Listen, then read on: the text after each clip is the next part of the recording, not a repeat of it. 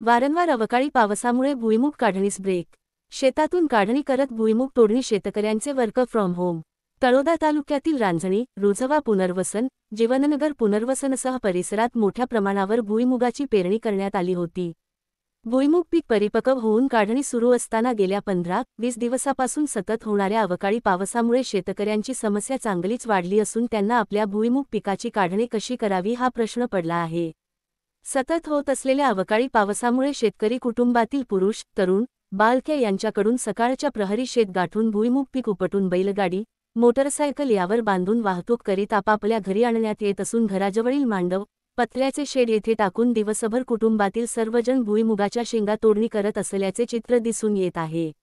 यामुळे परिसरात शेतकऱ्यांचे वर्क फ्रॉम होम सुरू असल्याचे सांगण्यात येत आहे. दरम्यान परिसरात भुईमूग पीक चांगल्या अवस्थेत होते. एकरी उत्पन्न, भावही चांगला येणार असा अंदाज होता.